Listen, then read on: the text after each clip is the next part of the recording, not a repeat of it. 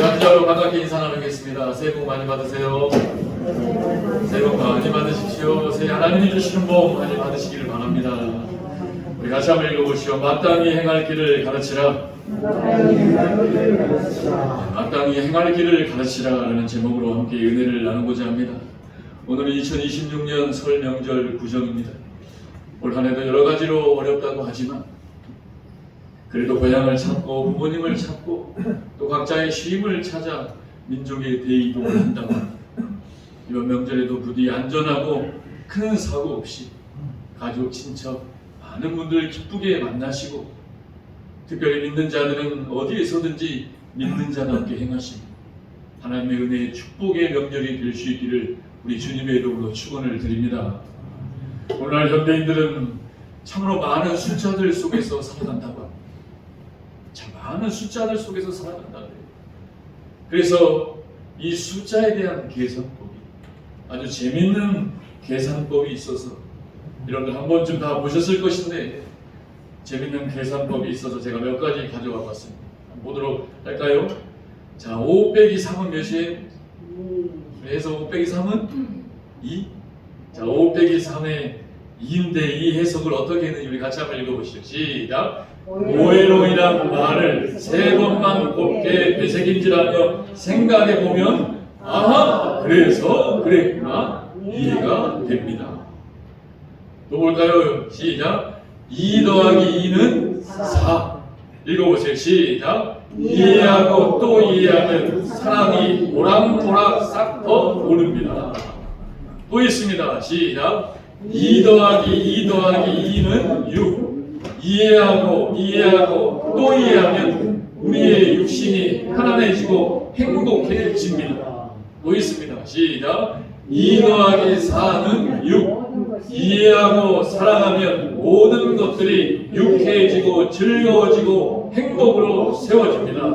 마지막입니다. 시작. 4 더하기 4는 8. 사랑하고 또 사랑하면 우리 인생의 팔자가 확 바뀌는 기적을 체험하게 됩니다. 그렇습니다. 사랑하는 여러분, 이해하고 사랑하고 평안해지고 유쾌해지셔서 우리 인생을 축복으로 인도하시는 우리 주님을 만나시고 우리 주님을 믿으시는 명절이 되시기를 축복합니다. 주님이 내 안에 계시고 내가 주님 안에 있으면 우리는 팔자가 바뀌는 인생이 되더라는 거예요. 세상 사람이 말하는 팔자가 아니라 우리 주님이 주시는 은혜와 축복의 인생이 되더라는 것입니다. 사랑하는 여러분, 저와 여러분의 인생 가운데 우리 주님이 계셔서 우리 주님이 있는 인생을 통해 하나님의 은혜와 축복으로 살아가는 귀한 인생들 되시기를 축복합니다. 오늘 이 예배도 마찬가지. 오늘 이 예배를 통하여서도 하나님이 주시는 은혜와 하나님이 주시는 축복을 누리시는 저와 여러분이 될 수 있기를 소망합니다. 하나님께서 이 세상을 엿새 동안 창조하십니다. 하나님께서 이 세상을 엿새 동안 창조하신 날을 4가지로 나누어 봅니다. 첫째는 하나님께서 빛과 물과 하늘과 땅과 같은 자연을 먼저 창조하셨어요. 그리고 둘째는 식물을 창조하십니다. 그리고 셋째는 동물을 창조하시고 그리고 마지막 넷째는 사람을 창조하셨습니다. 그런데 하나님께서 이 순서에 따라 이 세상을 창조하신 이유에 그 까닭과 그 하나님의 뜻이 있습니다. 하나님이 자연을 먼저 창조하신 이유, 그 다음에 창조할 식물을 위하여 하나님이 자연과 식물을 창조하신 이유는 그 다음에 창조할 동물을 위하여 하나님이 자연과 식물과 동물을 창조하신 이유는 그 다음에 창조할 인간을 위함이셨다는 것입니다. 이러한 사실을 볼 때에 하나님은요 나중이 갈수록 더 귀한 것을 창조하셨다는 것입니다. 그래서 여러분, 하나님께서 마지막에 창조하신 창조물이 무엇입니까? 그것이 바로 사람이었습니다. 그 중에서도 특별히 하와인 여자였습니다. 다시 말해서 하나님께서는 이 세상에서 가장 귀한 마지막에 창조한 피조물이 바로 여자입니다. 우리 여성분들 기뻐하시기 바랍니다. 하나님께서 가장 귀한 것 여자입니다. 그런데 성경에 보면 하나님께서 아담을 먼저 창조하시죠. 그리고 여자인 하와를 무엇으로 창조합니까? 아담을 돕는 배필로 창조하셨어요. 분명히 성경에 보면 여자는 남자를 위하여 창조하셨어요. 그것이 진리이고 그것이 하나님의 법칙이었습니다. 그런데 제가 좀 전에 말씀드린 하나님의 창조의 질서의 순서에 따라 해석해 봅니다. 남자는 여자를 위해 창조되었다. 무엇을 말합니까? 남자가 되었건 여자가 되었건 우리는 하나님이 창조하셔서 하나님의 질서 가운데 하나님의 은혜로 살아가야 할 피조물이요 창조물이 되어야 한다는 사실입니다. 그렇습니다. 하나님께서 남자를 통하여 여자를 통하여 마지막에 창조하신 것이 바로 여러분 가정이었다는 사실입니다. 아담을 위하여 하와를 위하여 아담을 통하여 마지막에 창조하신 것이 하나님 주신 가정입니다. 에덴 동산을 통하여 이 가정의 창조로 이어지게 하여 주셨다는 것입니다. 그런데 성경에 보면 여러분 하나님께서 아담을 창조하셔서 아담에게 에덴 동산을 주시죠. 그리고 에덴 동산을 다 관리하도록 맡기십니다. 그래서 부족한 것이 없이 모든 것을 다 가진 아담이었지만 아담은 그리 행복하지 못했습니다. 그럼 언제 행복합니까? 아담이 사랑하는 하와를 만나고 사랑하는 그 하와를 통하여서 가정을 이룰 때에 하나님은 아담을 행복하게 하와를 행복하게 하여 주셨다는 것입니다. 여러분 아무리 부족한 것이 없는 에덴 동산을 우리가 소유하고 그 에덴의 축복 가운데 살아갈지어도 하나님이 저와 여러분에게 주신 가정이 흔들리거나 가정이 깨뜨려지고 여러분 그 어떤 힘도 얻을 수 없게 되더랍니다. 그러나 내가 가진 것이 좀 부족하고 내가 처한 환경이 좀 어려울지라도 나의 가정이 든든히 세워져 갑니다. 그 가정은 하나님이 주신 창조의 질서의 축복 가운데 살아가고 세워지는 가정이 되어지는 줄 믿습니다. 제게 있어서 가장 소중한 한 가지를 얘기하면 저에게 가장 소중한 것 중 하나는 목회입니다. 이 목회는 하나님이 저에게 주신 소명이자 사명입니다. 이 목회는 저에게 목숨과도 같은 것입니다. 그러나 이 목회보다 더 중요한 것이 그것은 바로 가정입니다. 저는 교육전사 때 사랑하는 아내를 만나서 지금까지 20년을 같이 살아왔습니다.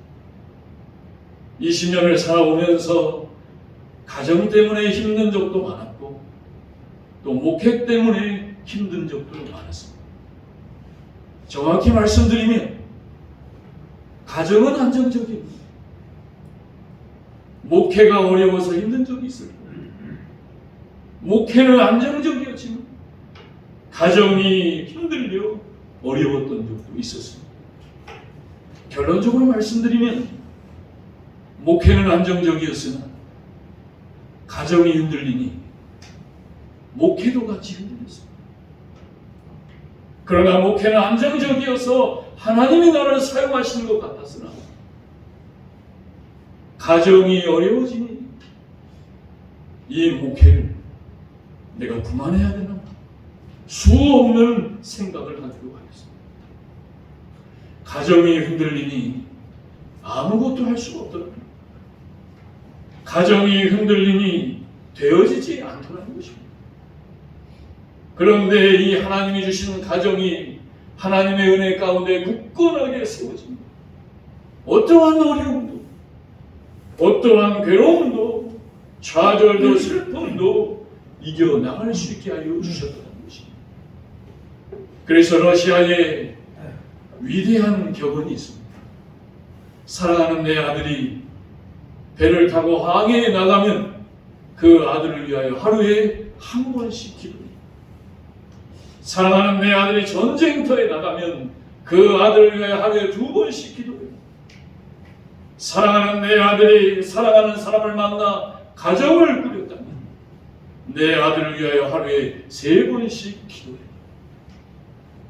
전쟁터에 나가면 배를 타고 항해에 나간 것보다 가정을 통하여 하나님의 주신 은혜를 붙잡으며 기도하셔서 주신 가정을 하나님의 뜻대로 세워가는 저와 여러분이 될 수 있기를 축복합니다.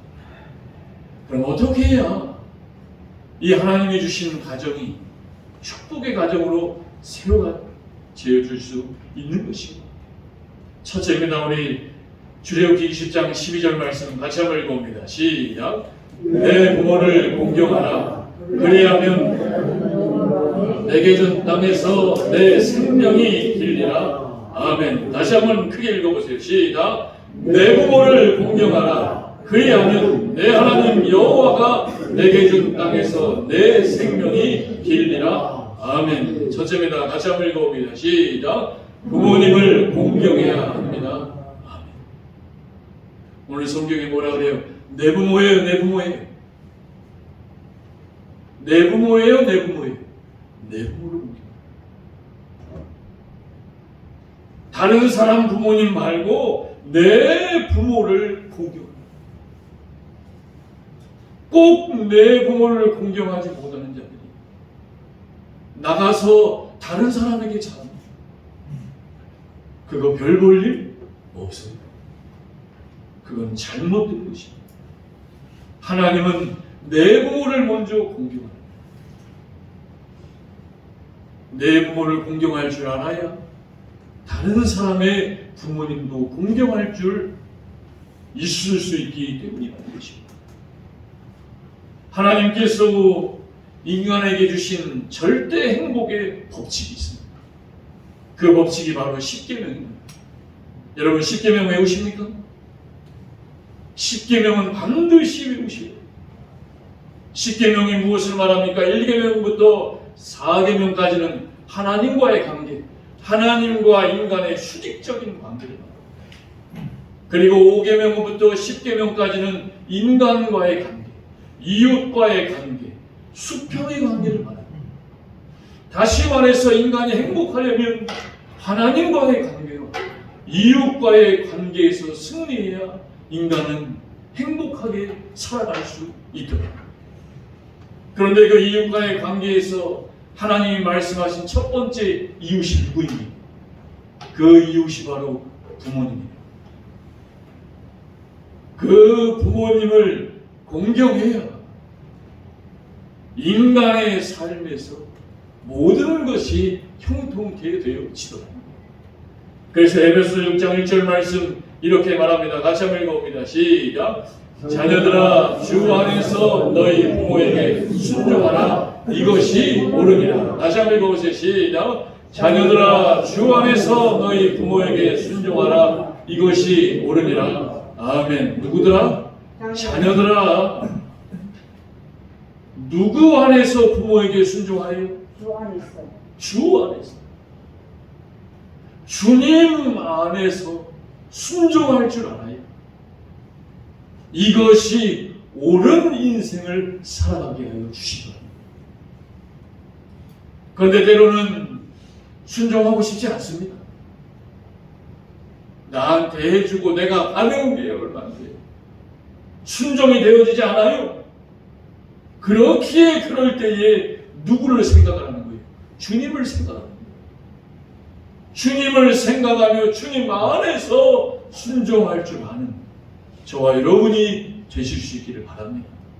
그래야 이것이 옳은 인생을 내가 살 수 있도록 내가 살아내야 내 자녀에게 가르칠 수 있기 때문이라는 것입니다. 그런데 사랑하는 여러분, 이것이 잘 안 됩니다. 이것이 잘 안 되는 가정들이 너무나 많아요. 그렇기에 사랑하는 여러분, 믿음으로 하실 수 있기를 바랍니다. 저도 너무나 되어지지 않은 가정에서 살았는데 그나마 하나님이 은혜를 주셔서 그나마 되어지게 하여 주시더라는 것입니다. 사랑하는 여러분, 가정이 행복하려면 첫째입니다.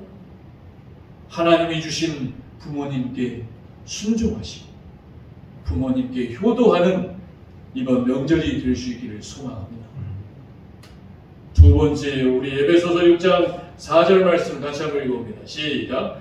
또 아비들아, 너희 자녀를 노엽게 하지 말고 오직 주의 교훈과 훈계로 양육하라. 아멘. 다시 한번 읽어보세요. 시작. 또 아비들아, 너희 자녀를 노엽게 하지 말고 오직 주의 교훈과 훈계로 양육하라. 두 번째입니다. 같이 한번 읽어보세요. 시작. 내 자녀를 노엽게 하지 말라. 아멘. 두 번째 뭐라 그래요? 내 자녀를 노엽게 하지 말라. 그러면서 주신 말씀이 뭐예요? 에베소 6장 4절에 아비들아, 특별히 아버지들에게 말합니다. 아비들아, 내 자녀 좀 화나게 하지 마라. 왜 아버지에게 강조할까요? 이 아버지들이 자기 화를 못 견뎌서 자녀를 분노를 심어줘서 그 분노가 분노로 이어지니 이 분노를 심어줘서는 가정은 행복할 수 없기 때문입니다. 왜 하나님은 아버지들에게 얘기할까? 아버지들에게 그만큼 책임이 있기 때문입니다. 하나님은 아버지를 가정의 가장으로 세우셨습니다. 그리고 성경에 보면 하나님은 아버지를 영적인 제사장으로 세우셨습니다. 그냥 가정의 가장은 자녀들을 먹고 마시고 모든 것에서 책임지는 것이지만 영적인 제사장, 내 자녀에게 믿음을 심어주고 내 자녀에게 신앙을 심어주고 내 자녀를 하나님의 말씀으로 이끌어갈 책임을 하나님이 아버지에게 주십니다. 그래도 어머니들은 자기 뱃속에 10달을 데리고 있다가 낳았기 때문에 그래도 끝까지 가지 않습니다. 그런데 이 아버지들은 그냥 끝까지. 제가 예전에 있던 교회에서 거기 사찰 집사님이 저희 아버지랑 동갑이셨어요. 그래서 제가 아들이 몇 살이냐고 집사님 그랬더니 그 아들이 저랑 동갑이래요. 그래서 아들이랑 잘 만나고 계세요? 그랬더니 아들 안 만납니다 그러더라고요. 왜 안 만나요? 너무나 상처를 많이 줘서 연락도 되어지지 않고 만나지 않는데.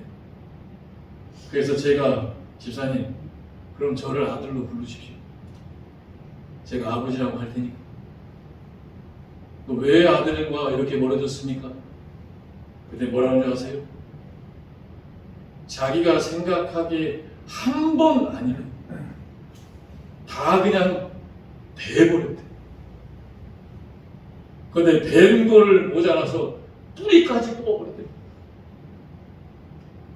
그렇게 뿌리를 뽑아버려가지고 그 아들이랑 만나지를 못한다는 거예요.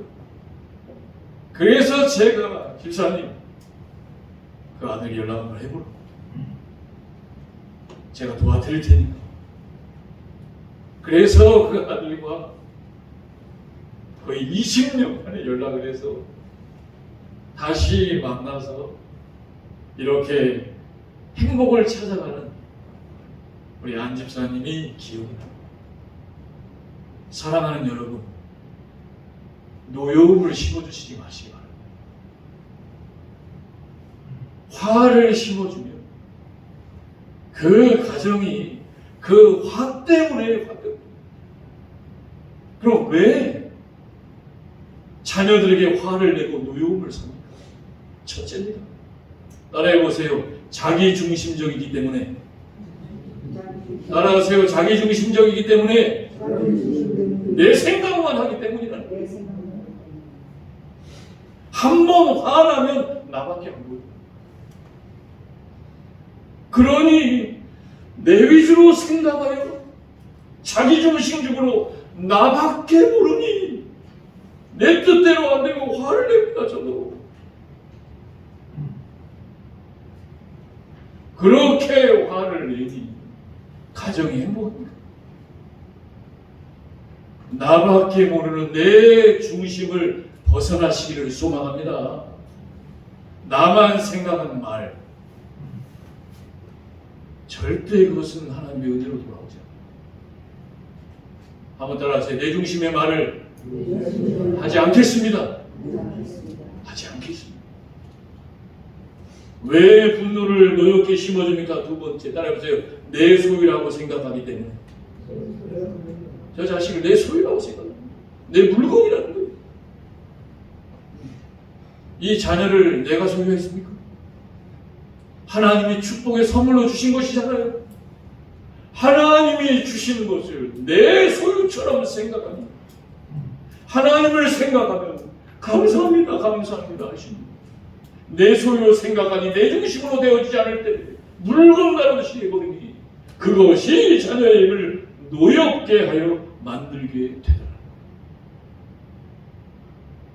사랑하는 여러분, 자녀는 하나님이 저와 여러분에게 주신 축복의 선물인 줄 믿습니다.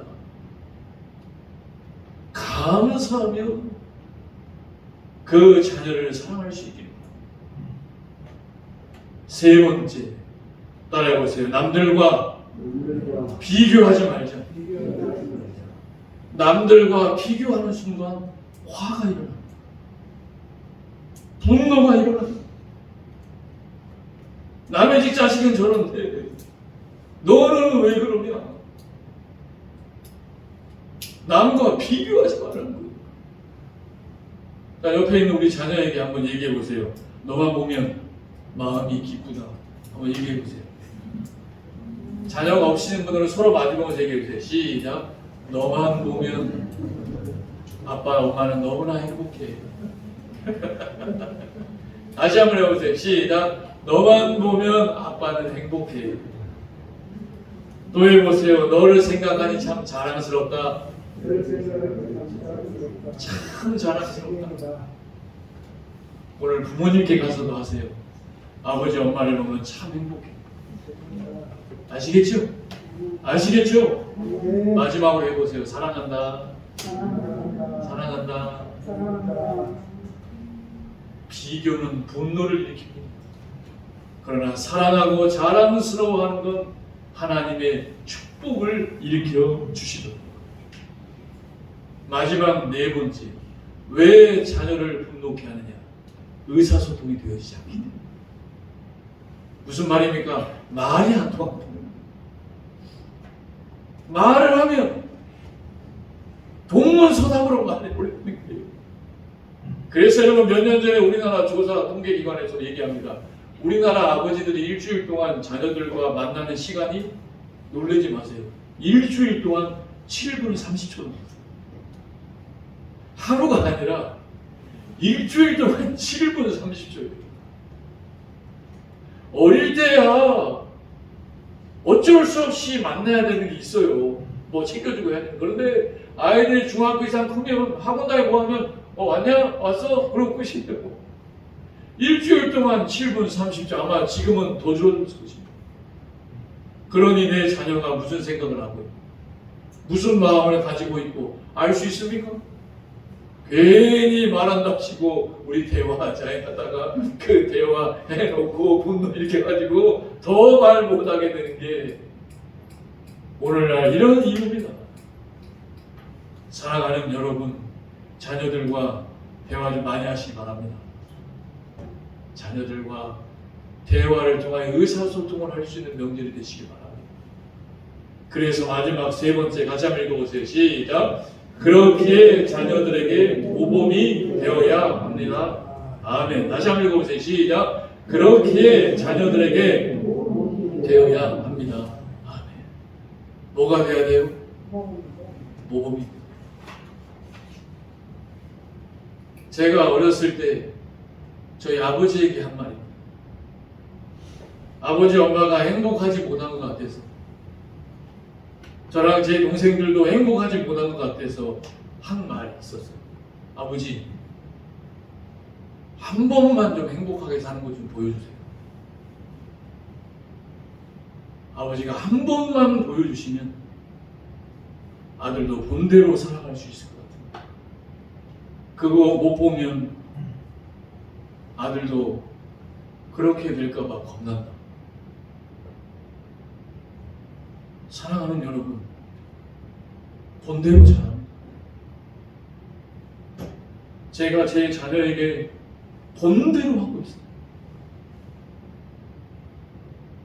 그 모습을 내 스스로 느낄 때마다 정말 모든 것을 그만두고 있습니다. 그런데 내 자녀가 또 나를 닮아가는 말투와 그 모습을 보면 정말 무너지는 것입니다. 그래서 이런 말이 있죠. 한번 따라해 보세요. 비행 청소년은 없습니다. 다만 비행 부모만 있을 뿐입니다. 비행 청소년은 없어요. 제가 비행 청소년 애들 잘 알거든요. 길거리 가다 보면 제가 걔네들을 보면 그건 하나님이 저에게 주신 말. 뭐 지가 뭐 어떻게 됐고 그냥 갑니다. 제가 아니까 가서 야, 너 왜 이러고 사냐? 아저씨 따라서 다 끊고 일로 와봐라. 그 아이 만나잖아요. 하나같이 가정이 되는 거죠. 열이면 열이고 백이면 백이고. 왜 저 아이들이 저랬는지 저는 그래도 하나님의 은혜를 좀 알아요. 그런데 돌아가도 부모가 변하지 않아요. 그러니 그 아이가 가도 또 나옵니다. 또 술, 담배에 빠져서. 사랑하는 여러분, 부모가 한 그대로 보고 자랍니다. 그래서 성경은 뭐라고 합니까? 한번 따라하세요. 사람이 무엇으로 심든지 그대로 거두리라. 오늘 저와 여러분의 이 모습이 내 자녀의 10년 후, 20년 후 그대로 거두게 되어지더라. 그래서 오늘 본문은 우리에게 말씀하십니다. 우리 같이 한번 읽고 마치겠습니다. 시작. 마땅히 행할 길을 아이에게 가르치라. 그리하면 늙어도 그것을 떠나지 아니하리라. 아멘. 이 시간 같이 한번 결단의 기도 드릴 때, 사랑의 아버지 하나님, 그렇습니다. 이 명절을 통하여 하나님이 우리에게 시간을 주십니다. 하나님이 주신 하나님의 시간. 마땅히 행할 길을 가르치며 주신 가정을 하나님 에덴의 축복으로 살아가는 우리 모두가 되게 해달라고 우리 말씀 생각하며 주여 한번 부르짖고 결단의 기도드리며 나아갑니다. 주여, 할렐루야. 사랑의 아버지 하나님, 감사합니다. 마땅히 행할 길을 가르쳐야 되는 줄 알지만 이 하나님 보고 배운 것 따라